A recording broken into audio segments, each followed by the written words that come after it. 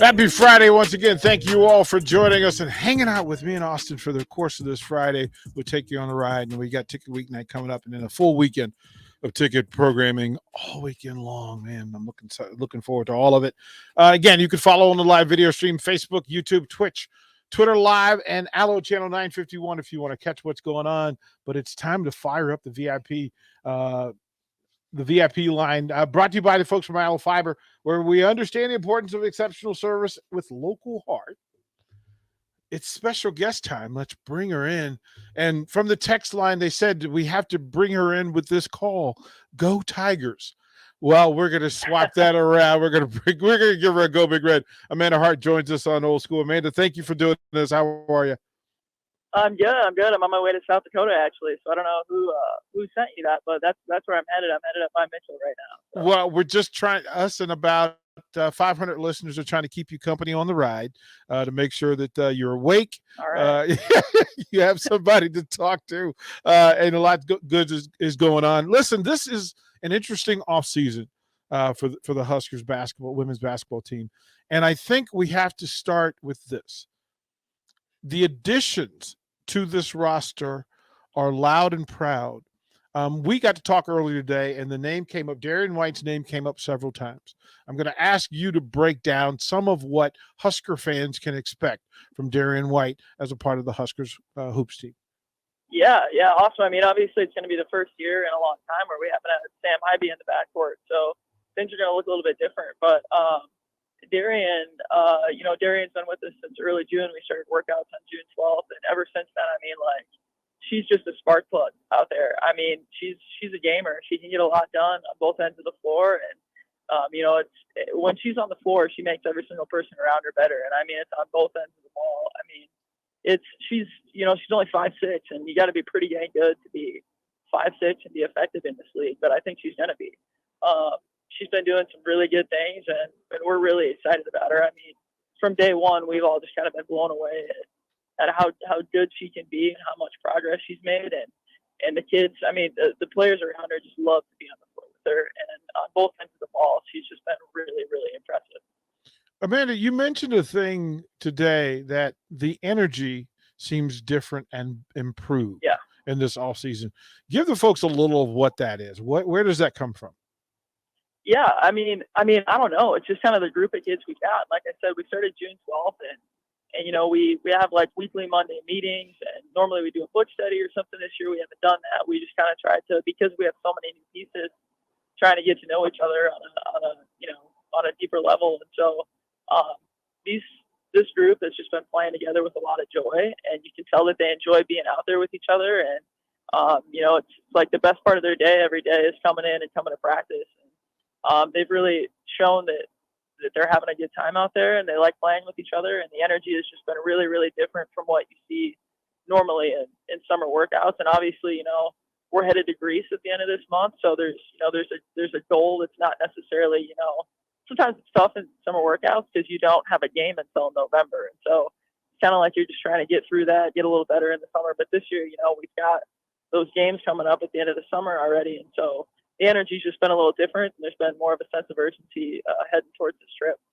Amanda Hart, Director of Operations, Nebraska Women's Basketball. And Amanda, you mentioned the trip to Greece. First of all, aside from amazing food, what exactly is the purpose of said trip to Greece? What are you trying to accomplish? So every 4 years we take one of these trips. The men are going too. They're going to Spain, I believe. But so we'll go over there and we'll play a few games over there. And it's competition in the summer. Like I said, it brings a different sense of urgency to your summer training, and you get more hours, you get more summer access. And so you get a lot more time together. And it's an opportunity to bring your team together. It's a team bonding experience, but also, you get those games in and those extra practices, and you're playing at a different level in the summer than you normally would be. And so it's definitely beneficial when you're heading into the season to have that experience under your belt. How do you manage diet, since you guys are so deep into nutrition, nutritional value, all the analytics of nutrition? What do you do when it comes to nutrition on a trip like this to Greece? Yeah, that's a great question. We're bringing a nutritionist, luckily. So him and I have sat down a few different times to kind of talk through our plan, and luckily we're we're going to some places that have hosted a lot of teams before. And so, we monitor their meals pretty closely on game days, especially and day before games. But other than that, this is kind of a trip where, unlike the regular season, we kind of can let them splurge a little bit. I mean, when we went to Italy, I think they were all getting ice cream 3 or 4 times a day behind our backs anyway. So I think, there's not a lot we can do to control what they're doing, outside the meals we have planned for them. But typically they do a pretty good job of, letting us know what they're eating and kind of staying within the confines of what nutrition has, laid out for them. Amanda, who is the gatekeeper for this? You said you've got to hold on to 35 passports to make sure that everybody returns home safely. Who's the gatekeeper and how does this work? For the entire trip, you mean? Yeah. Well, so I'm kind of leading the operation in terms of, our travel party. And then we'll have an on-site liaison when we get up there. John's his name. And so he's going to kind of be our guide as we go through the tour there, because I don't obviously speak Greek or know a lot about the country. And so he's going to be helping us out when we get, there, and he's going to be our boots on the ground, kind of leading the process once we arrive. This sounds like such a great trip. What's the level of basketball over there? Do you know? Yeah, it's so basically what happens is it's sort of 3 different all-star teams that will play. So we'll play right away on like day 2 while we're in Greece, and we'll play the Athens All-Stars, which is kind of comprised of just usually it's young women in their 20s or early 30s that have played professionally elsewhere and are now back in Greece. So we'll play them on that 3rd day, and then we'll head up to Patras for I think it's on day 5 or 6, and we'll play an all-star team there. And then we come back down and we will play another team in Crete on day 9. So our games are a little bit spread out, and then we'll come back on day 11. Man, that sounds like it sounds like heaven. I'm a baseball guy, so our trips were just within country, but being able to travel to Greece has to be everything. This is Amanda Hart, Director of Operations, Nebraska Women's Basketball. I want to ask you about Amy Williams in this process. Interesting up and down kind of curve to high success, and then a valley, and then some success at the end of the season. What has her off season has been like, and how is she getting through it?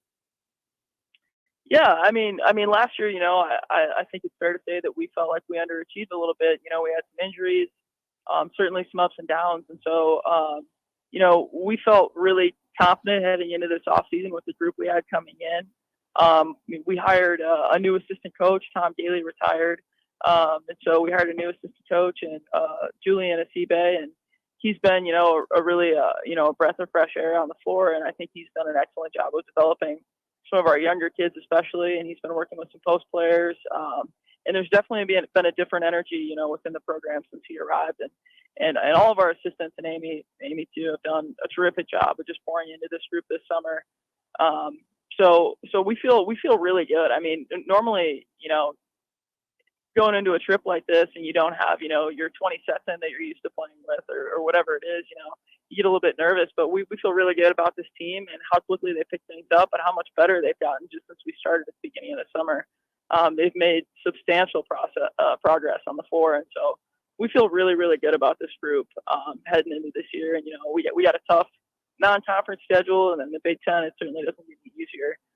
But we feel really good about where we're at right now at this point in July. Amanda, these newcomers, and you mentioned one before, but to go through Darian's the name that pops immediately, but you've got some play. Jessica's a player. She's a legitimate international level baller. You've got some newcomers on this roster that can help. Break down, give us a quick scouting report on some of the other newcomers. Yeah, absolutely. So Jess Petrie, she's playing at the U19 Nationals in Madrid, Spain right now, actually. But yeah, she's good. I mean, a lot of Izzy born in her game, to be honest with you. Those international kids are just crafty, and she's another one of them. She averaged, I think, something like 18 points, 9 boards a game last year. She could be a stretch four, she can be a 5, she can do it all. She's good. She's really skilled and really, really crafty. So we'll be able to do some different things with her on both offense and defense. And then Logan Nisley, she was the North Dakota Gatorade Player of the Year this year. And she's a great shooter. She needs to make some improvements on the defensive end, but I think all freshmen do. So she'll certainly get there. But she's a heck of a shooter. Offensively, she's really fun to watch. She meshes with whatever group she's playing with on the floor. And she's a great culture kid too. So we're excited about what she's going to bring to the table. And then we got Natalie Potts, who she only lost over the course of 4 years in high school. She only lost 4 games. I think they ended on like a 100 and something game win streak. Her high school did in Missouri, and she was the Missouri National Player or Missouri Player of the Year. I'm sorry. So she we don't really know exactly where we're going to put her yet. She kind of fits in a couple of different ways, and so but she's going to help us substantially as well. That gets folks excited. I guess the question that is on most Husker women's basketball fans' mind: how is Allison Weiner? She's great. She's good. I mean, like she's way ahead of schedule, to be honest with you. And at the beginning of the summer, we kind of had to pull back the reins a little bit so she wasn't moving too fast. But she's gotten a lot stronger, and I think she's going to be better than expected, I would say. I mean, she's a freak athletically. I mean, like, just off the charts what she can do, from an athleticism standpoint. So it's really not a huge surprise that her rehab has gone as well as it has, and that she's kind of worlds ahead of what's normal. But we're gonna keep kind of progressing her as we see fit, and I think people are going to be really surprised at how ready she is once we get started this fall. That's amazing news. And then before we let you get out of here, I got to ask you about these 2 young ladies, because they will be the faces and the focus of Nebraska women's basketball. Alexis Markowski and Jazz Shelley, for what they've gone through, what they've accomplished to this point, the styles of play, and then the people they are. What is the expectation level for them? What are they working on? And what will define a successful season for both of them? Yeah, I mean, we expect huge things from both of them. Alexis had the opportunity to compete at the USA trials this year, which was a big deal for her. And I also think, she went there and kind of saw the level of competition and knows what level she needs to be at now. And she came back from that, and she's been working harder than ever. I mean, she's getting after it. She's in there with Coach Sibe all the time, and she's working on her craft constantly. So we're really excited about Alexis' progress and what she's going to be able to do. I mean, it's that time for it's go time, and so I think she's ready to be the premier big in the Big Ten, and that's her goal this year. She wants to be first team Big Ten, maybe Big Ten Player of the Year, but she wants everybody to know that she's going to be a workhorse, and she's going to be the toughest big to guard in the league. And Jazz, on the other hand, I mean, Jazz was in Australia up until early July, and then she had an opportunity to go to Summer League to do a little bit of an internship and a networking experience there. So we've only had Jazz for about 2 full weeks this summer, but Jazz has been working on her craft back home. She's got a lot of great trainers there, and she's been working with us for a couple of weeks. But I mean, she's as good as ever. I mean, we're significantly better with her on the floor, and I think everybody knows that. But there's just a different, like I said earlier, we have that different energy when this summer, and when Jazz is on the floor, it's even higher. I mean, it's our backcourt we're especially excited about, especially when Jazz is in the game. I mean, she can do a little bit of everything, and I think with the addition of Darian and having Allison in the backcourt now coming back, and Maddie Kroll and all of our sophomores that are just all getting better too, I think it'll relieve a little bit of pressure on Jazz to maybe have to have the ball in her hands all the time. But she's ready. I mean, both those kids, they're ready, and I think their goals and their expectations are higher than they've ever been, and they know that. We know that their expectations are high, and we're excited about what they're going to bring to the table. Amanda, first of all, thank you for making time for us on a Friday and letting us get a little bit more excited about the women's basketball team and what's going on. Please travel safe. Get where you're going to get. I'll be the dad and say, okay, you need to text when you get there so we make sure you got there on the road. All right. I will. And then please enjoy Greece. We expect full reports when you get back of all the great things that happened over there while you were there. That is Amanda Hart. Thank you very much for what you do.